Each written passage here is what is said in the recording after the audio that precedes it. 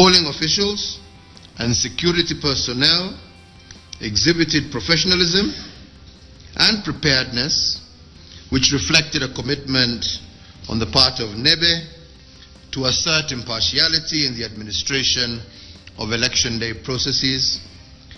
And indeed, most importantly, citizens did show strong commitment to vote, reflected in sustained and patient queuing throughout the day, demonstrating their commitment to democratic participation. The IGAD observers visited 208 urban, peri-urban, and rural polling stations across the 7 regional states and city administrations.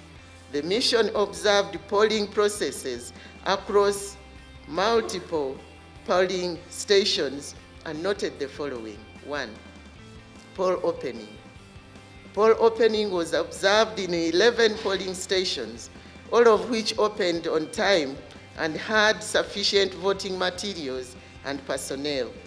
Observers noted orderly, long, and I want to say long queues and peaceful participation in most polling stations.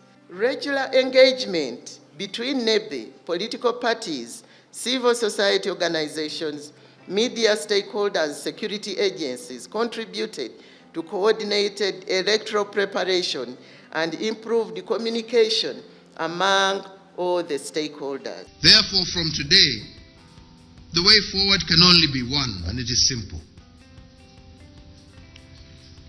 That a great nation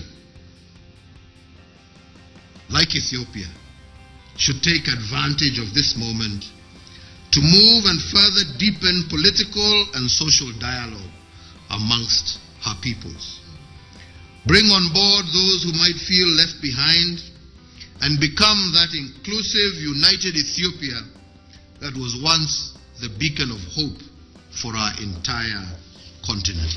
Ki parti adda bilisummaa Oromoo akka taajjabaa tokko ta'een gargaaruuf waan ta'eef haaluma kanaasitti hirmaachaa jira jechuudha.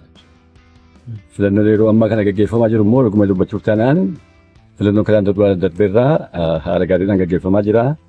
Rakkoo waan tokko uumamne nagaadhaan akkuma jedhame nagaadhaan gaggeeffamaa waan jiruuf jijjiirama guddaa akka jiru waggaa kun mataan isaa mirkaneessaa jira jechuudha.